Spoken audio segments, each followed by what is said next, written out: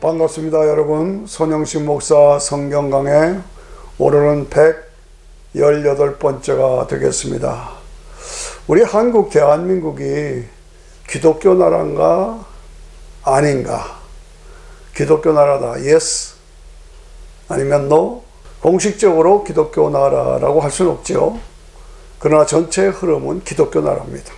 저는 그렇게 확신합니다. 나라가 세워질 때 첫 건국 국회가 개원될 때 이승만 국회의장이 당시에 국회의장이 하나님께서 놀라운 은혜로 우리 민족에게 이렇게 독립을 주셨습니다. 얼마나 감사합니까? 우리 먼저 기도로 시작하겠습니다. 그래서 이윤영 의원님 기도해 주십시오. 신자 불신자들이 다 일어나서 함께 의원들이 일어나서 거의 기록을 보면 30분을 기도했답니다. 그렇게 시작한 나라가 없습니다.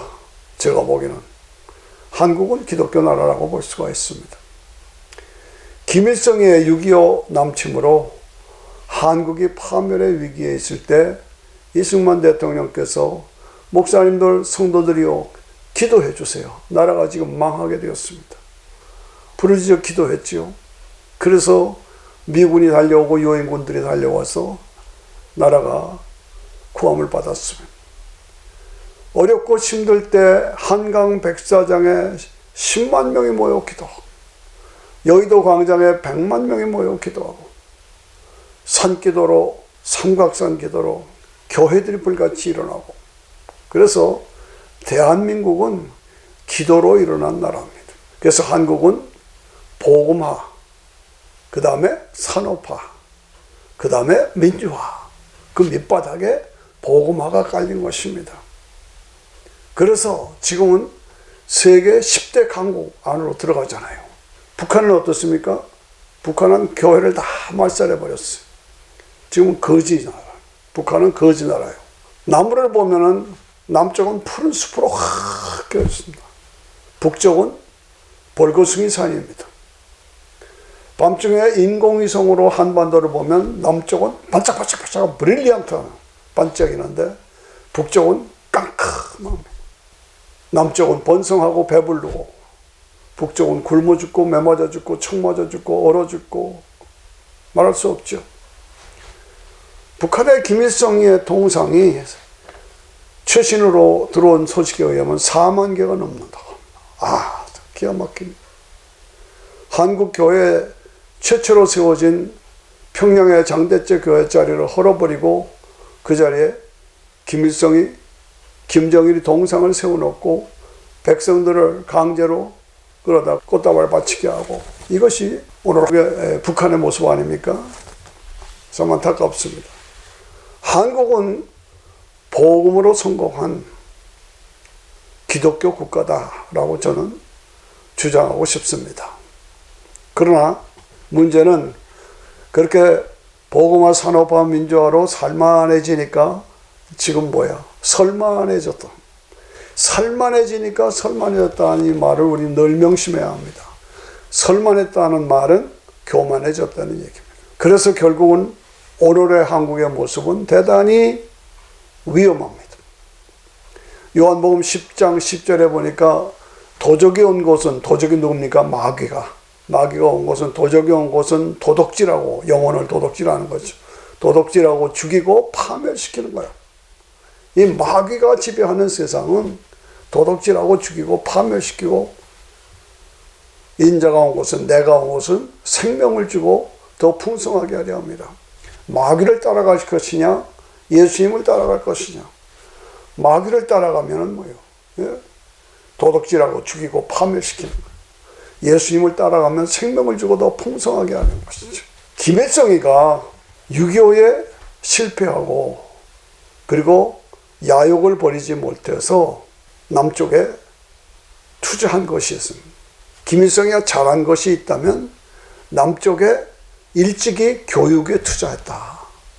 그 입장에서 볼 때는 그 잘했다 하는 얘기죠. 그래서 젊은 학생들을, 대학생들을 좌파 교육으로 시켜서 전교조가 일어나고 그래서 6.25는 남쪽에서 북침을 한 것이다. 역사를 왜곡하고, 그래서 전교조 좌파 사상과 이념으로 길러냈습니다. 그래서 어떻게 됐어요?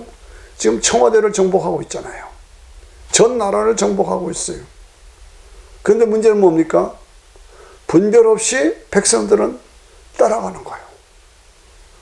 교회들도 잠잠한 거예요. 목사님들도 잠잠합니다. 안타깝죠. 성도들은 뭡니까? 성경 말씀을 기준으로 해서 살아야 되고 모든 판단을 성경의 기준으로 판단해야 합니다. 그 기준이 분명해야 합니다. 그 기준으로 세상을 보면서 문제의식, 책임의식, 사명의식을 가져야 돼요. 세상이 지금 어떻게 흘러가고 있는가, 그걸 분별할 줄 알고, 아, 이게 문제다. 아, 이걸 바로잡아야 한다. 이것을 바로잡을 책임이 나에게 있다. 이런 그 의식이 있어야 된다는 거죠. 그래서 그것을 위해서 싸우는 용기와 열정이 있어야 되지 않느냐 하는 도전입니다. 세상의 파멸을 바라보면서 이 파멸의 책임이 누구 있냐?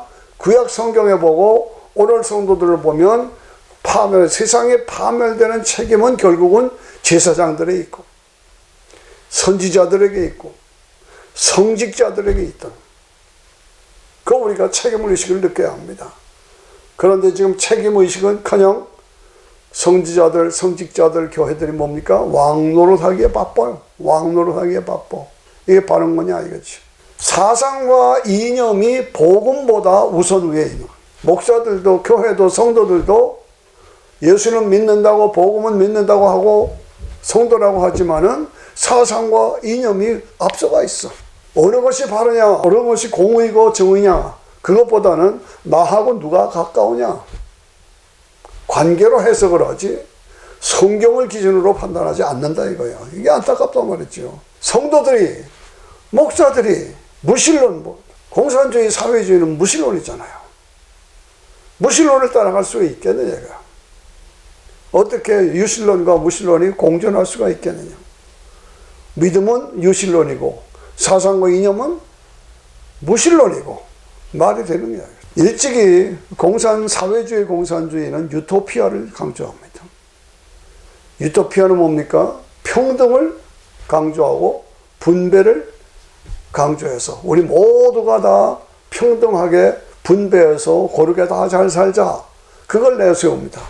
그러니까 수많은 젊은이들, 지성인들이 얼마나 좋으냐. 그쪽으로 따라갑니다. 그런데 그게 평등과 분배가 됩니까? 결국은 정권을 잡기 위한 수단과 방법을 그렇게 할 뿐이지 독재자만 배불르죠. 독재자만 배불러 돼지처럼 살찌고 백성들은 다 빌빌하고 굶어 죽고. 북한이 지금 그렇잖아요. 큐바가 그렇잖아요. 이 사회주의 공산사상은 듣기는 좋습니다. 평등하게 살자, 분배하자. 그러나 결국은 독재만 이루어지는 거예요. 그런데 기독교도 유토피아가 있습니다. 기독교도 유토피아입니다. 그건 뭐냐?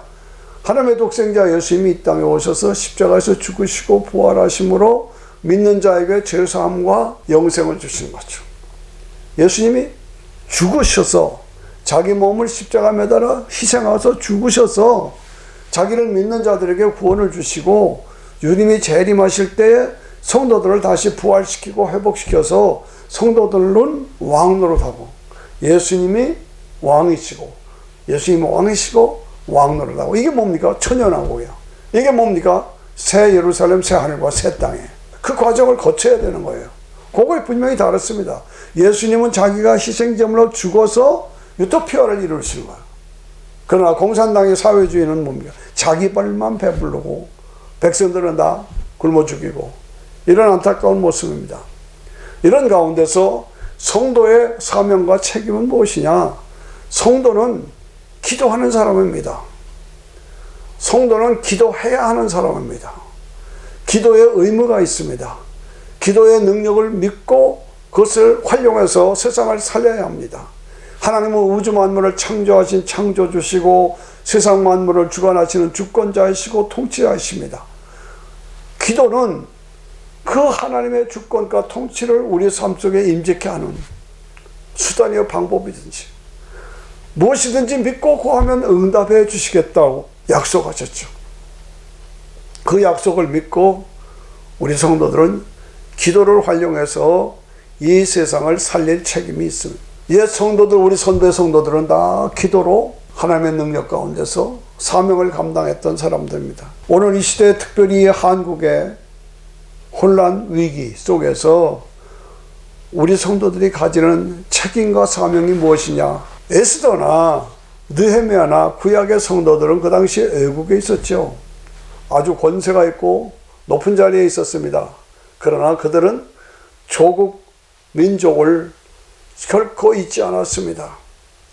그리고 그들의 믿음을 행동으로 해서 나라와 조국을 살린 것이 애국에 살던 에스더나 느헤미야 같은 사람들입니다. 오늘 우리 조국 대한민국이 혼란과 위기 속에 있다 할 때 우리 성도들이 믿음과 기도로 나라를 살릴 책임이 있다는 것. 책임을 감당해야 한다는 얘기입니다. 그렇습니다. 의인의 기도는 역사하는 힘이 많으니라. 기도 외에는 이런 마귀 사탄의 세력이 떠나가지 않는다는 거죠. 기도를 쉬는 죄를 범치 말아야 됩니다. 오늘 우리 한국은 지금 대통령 선거를 앞에 놓고 있습니다. 이제 석 달도 안 남았습니다. 우리가 이 문제를 놓고 심각하게 하나님 앞에 기도해야 합니다. 네. 특별히 저는 대통령 선거와 종전선언에 대해서 우리가 제목을 두고 하나님 앞에 부르짖어야 한다고 생각을 하고 도전합니다. 어떤 사람이 대통령이 되어야 되느냐? 세계관이 분명하고 국가관이 분명하고 민족관이 분명하고 역사관이 분명하고 안보관이 분명하고 사명감이 분명한 이런 사람이 첫째 대통령이 되어야 한다. 여당, 야당, 좌우, 보수, 진보 그것 떠나서 생각의 차이는 있을 수 있죠. 그러나 가장 중요한 것은 이 세계관, 민족관, 이 관이, 이 가치관이 분명해야 돼요. 두 번째, 인격이 분명해야 된다는 거예요. 인격이. 예. 인격이. 저는 오늘 이 대통령 선거를 앞에 놓고 어떻게 이런 사람이 대통령이 될 수가 있는가. 예? 저는 형수 욕하는 또 형을 욕하는 이런 그 녹음을 제가 유튜브를 들었을 때 도대체 이해가 안 가는 거예요. 어떻게 이런 사람이 대통령이고 이런 사람을 대통령으로 지지하는 백성들은 뭔가. 여당에도 훌륭한 인격자가 많이 있어요. 제가 아는 좋은 인격자들도 있어요. 그런데 어떻게 하필이면 이런 사람이에요. 이건 인격적으로 이건 기본적으로 안 돼 있다는 얘기입니다. 그러니까 좋은 인격을 가지고 역사관, 민족관, 세계관을 가지고 나라를 정말 일으킬 수 있는 이런 대통령이 올바른 인격의 대통령이 선출되도록 우리가 기도해야 합니다. 두 번째, 종전선언이 이루어지지 않도록 기도해야 합니다. 종전선언이 이루어지면 결국은 미군 철수를 요구하게 되고 미군 철수가 이루어지면 미군 철수는 곧 북한 정권과 중국 공산당의 한국은 먹잇감이 될 수밖에 없습니다. 한국은 파멸될 수밖에 없습니다. 그런데 이 종전선언이 현재 미국 하원 국회의원들이 23명이 동의해가지고 지금 제출하고 있고 국회 안으로 제출되어 있습니다. HR 3446이라고 하는 한반도 평화법 이게 제출되어 있어요. 이게 종전선언법입니다. 이거 우리가 막아주도록 정말 매달려 기도해야 합니다.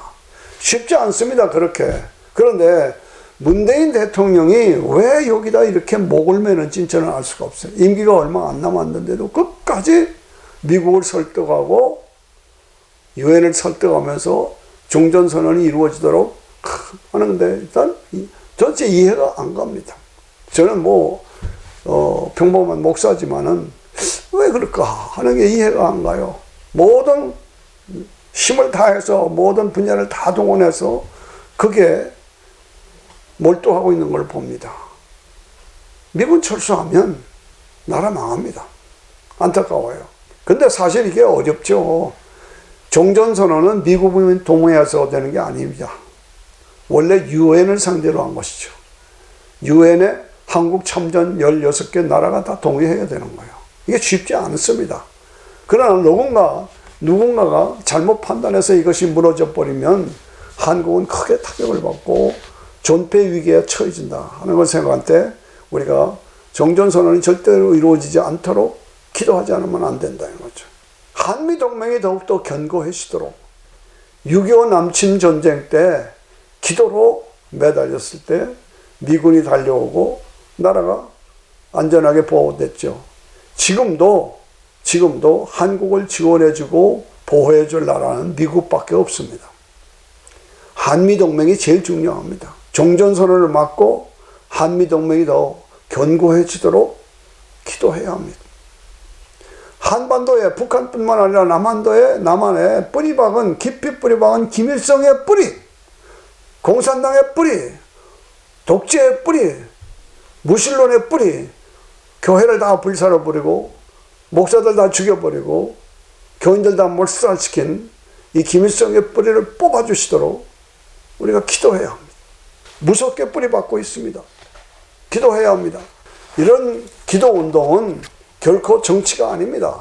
왜 목사가 정치 얘기하느냐? 아닙니다. 조국 대한민국의 생사가 걸린 문제입니다.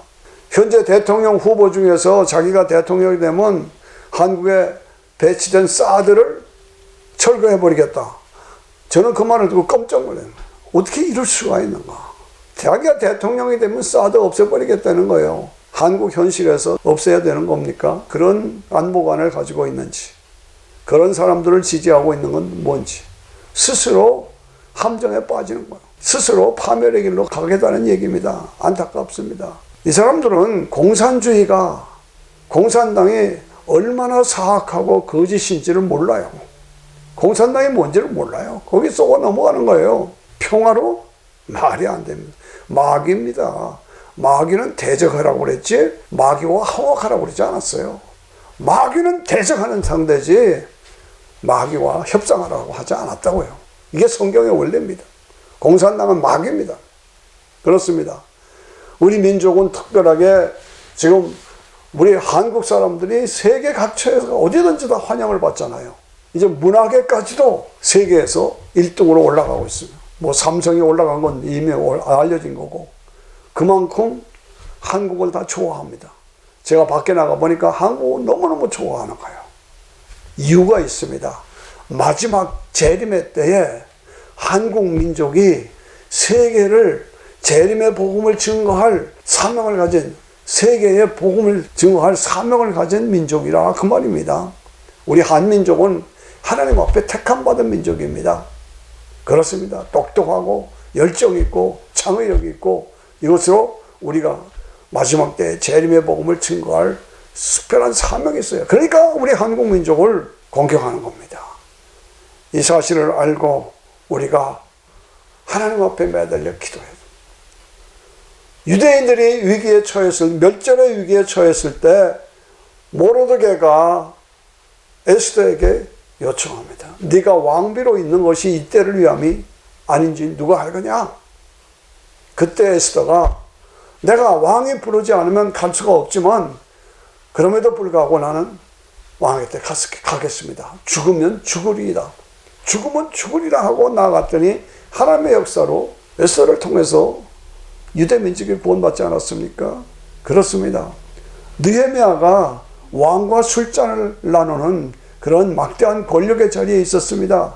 그러나 예루살렘 성벽이 다 무너졌다는 소식을 듣고 슬퍼하면서 왕께 하소연하고 특사를 받아서 나가서 예루살렘 성벽을 다시 다 쌓아 올린 그것이 구약의 느헤미야서입니다. 그 느헤미야의 역사, 한국이 파멸되는 걸 막아내는 그 역사, 그것이 우리 성도들이 해야 할 사명입니다. 에스겔서 22장을 보면 내 백성을 위하여 성을 쌓고 내 백성을 위하여 성 무너진 데를 막아서서 더 이상 무너지지 못하게 하는 그 사람을 내가 찾는다. 그런데 없어서 하나님이 분노하셨다. 복음의 성이 다 무너졌습니다. 기독교의 능력이 다 감소되고 파괴되고 있습니다. 따라서 나라가 무너지고 있습니다. 이 백성을 위하여 성을 쌓고 성 무너진 데를 막아내는, 더 이상 무너지지 못하게 막아내는, 예? 오직 예수의 복음이 나라를 살려야 합니다. 기독교 복음으로 세워진 나라 대한민국이 복음화, 산업화, 민주화로 오늘 번성을 이루었는데 복음이 무너지는 거예요. 복음이 약해지는 거예요. 이걸 다시 쌓고 더 무너지지 못하게 막아내는 그 사람, 어떻게? 말씀과 기도로 신앙으로 매달려서 나라를 살릴 그 사람을 찾는다 이거죠. 내가 그 역할을 해야 된다. 우리 각자가 그 역할을 해야 합니다. 지금 조국이 무너지고 있습니다. 그 성벽을 다시 쌓아야 됩니다. 다니엘이 이 문제를 놓고 기도하면서 하나님이여 귀를 기울여 주셔서 19장 18절에 보니까 주여 들으소서, 주여 용서하소서, 주여 들으시고 행하시고 지체하지 마시옵소서, 나의 하나님이여 주 자신을 위하여 하시옵소서, 주의 성과 주의 백성이 주의 이름으로 이루어진 성도들이 아닙니까? 우리 성도들의 기도를 들어 주시옵소서. 다니엘이 매달려 기도할 때 하나님께서 들어주셨습니다. 의인의 기도는 역사하는 힘이 많으니까 다시 한번 확인합니다. 기도 외에는 이 사탄의 세력을 물리칠 힘이 없습니다. 방법이 없습니다. 그러므로 기도를 쉬는 것은 죄입니다. 다시 한번 우리가 확인해야 합니다.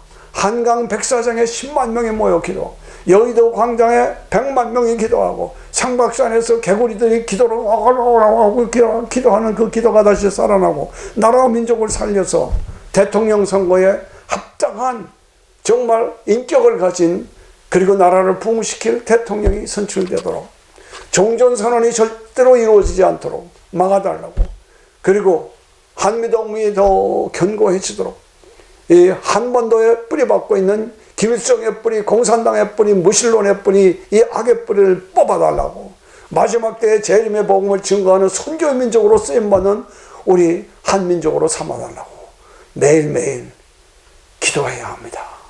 여러분, 각자의 기도 생활 속에서 반드시 기도를 부르짖어 기도로 기도하시기 바랍니다. 각 교회마다 매일매일 부르짖어 기도, 새벽 기도마다 어디 모임 때도 나라 민족을 살리는 기도, 그래서 우리를 통해서 나라가 다시 일어나는 역사, 사명을 감당하는 민족이 되어야 되지 않겠습니까? 감사합니다.